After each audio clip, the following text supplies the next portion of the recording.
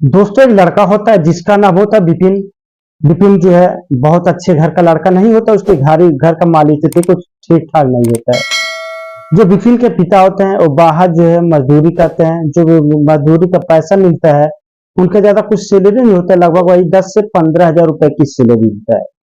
तो चाहते हैं कि मेरा बेटा पढ़ लिख करके कुछ बन जाए, लेकिन उनका बेटा पढ़ लिख करके कुछ नहीं बनता है। वो भी चाहता है कि हम भी जो अपने पिताजी के काम में हाथ बटाएं ताकि मेरे घर की माली स्थिति सही हो जाए। तो दोस्तों भी चल जाता है, विपिन बाहर नौकरी करता है और नौकरी वहां पर जाता करता है एक मल्टीनेशनल कंपनी में सिक्योरिटी गार्ड की नौकरी करता है। सिक्योरिटी गार्ड की जब वो नौकरी जहां करता है उसकी सैलरी होता है 25 हजार रुपए। और 25 हजार रुपए में वो कुछ पैसा अपने पास रखता था, कुछ पैसा अपने माता पिता को भेज देता था। उसके बाद उसी मल्टीनेशनल कंपनी में एक लड़की होती है जिसका नाम होता है सोनी। और सोनी का उस लड़के से मोहब्बत हो जाता है। पहले तो लोग एक दूसरे को देखते हैं, देखते देखते दोनों लोग एक दूसरे को दिल दे बैठते हैं, बाद में मामला बहुत आगे तक बढ़ जाती है। दोनों लोग एक दूसरे से मोहब्बत करने लगते हैं। एक बात शादी तक पहुंच जाती है। शादी के लिए लड़का लड़के अपने घर पे बता देते हैं, दोनों लोग शादी करने के लिए तैयार हो जाते हैं। उसके बाद कुछ समय बाद दोनों लोग की दोस्तों शादी धूमधाम से कर दी जाती है। शादी जब हो जाती है तो लड़की कहती है अपने पति से कि मैं एक पढ़ लिख करके अच्छा मुकाम हासिल करना चाहती हूँ ताकि मेरे घर की जो माली स्थिति है सही हो जाए, आप भी आराम करें, बाबूजी भी आराम करें। के बाद दोस्तों लड़का अपने पिता को बताता है। अपने पिता को जब बात बताया उसका पिता कहता है नहीं बेटा रहने दो, कोई जरूरत नहीं पढ़ाई के लिए। लेकिन लड़की के जिद के आगे दोस्तों उसके ससुराल वाले मान जाते हैं, उसके ससुर भी, सास भी और उसका पति भी। उसके बाद वो लड़का जाता अपनी पत्नी का यूपीएससी में एडमिशन करवा देता है, जो उसका फीस होता है लाखों रुपए साल का होता है। और लड़का अपने पत्नी से कहता तुम बस पढ़ाई पे फोकस करो, बाकी सारा जिम्मेदारी मेरे ऊपर छोड़ दो, तुमको किसी भी चीज की परेशानी नहीं आने दूंगा, बस तुम दिन रात दिल लगा के मेहनत करो, पढ़ाई करो। उसके बाद दोस्तों लड़की कहते हैं ठीक है।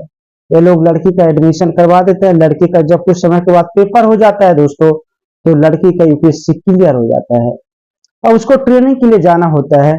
और लड़की ट्रेनिंग के लिए जब जाती है तो उसको अपने घर से दूर जाना होता है, शहर पड़ता है लगभग 150 किलोमीटर।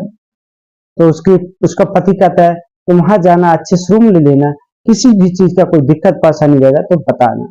तो दोस्तों लड़की चली जाती है। वहां पर जाने के बाद तो लड़की अपने ही ट्रेनर अधिकारी से दिल दे बैठती है, मोहब्बत करने लगती है। हालांकि उसको सोचना चाहिए मैं शादीशुदा हूँ, और उस अधिकारी को भी पता चलता है शादीशुदा लड़की है, लेकिन उसके जो है जिस्म को देख करके, उसकी जवानी को देख करके वो अधिकारी भी उसको पाना चाहा। और लड़की भी जो है अपने इस पति से छुटकारा पाना चाहती थी, क्योंकि अब कहीं ना कहीं वो जो है पढ़ लिख करके एक एसडीएम बन जाती है।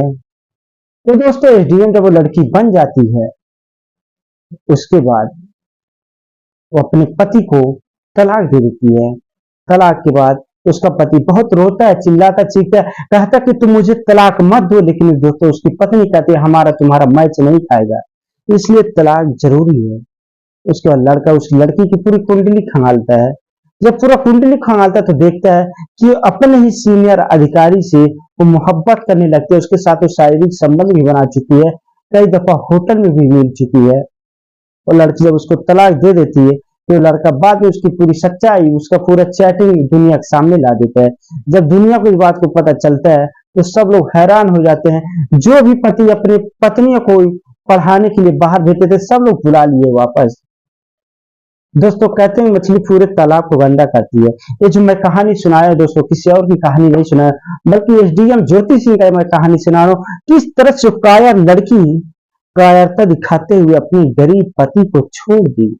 हालांकि उसको नहीं भूलना चाहिए, अगर मेरा पति नहीं रहता शायद आज हम भी कहीं मजदूरी करते, हम भी कहीं जूठा बर्तन धुलते, लेकिन मेरा पति ने मुझे पढ़ा लिखा करके मुकाम हासिल करवा दिया। तो दोस्तों जो मेरा कहानी सुनाने का उद्देश्य था, किसी का दिल दुखाना नहीं, किसी का तकलीफ पहुंचाना नहीं, आप सब लोग को मेरे जागरूक करने का उद्देश्य था। कभी भी अंधविश्वास में न जिए।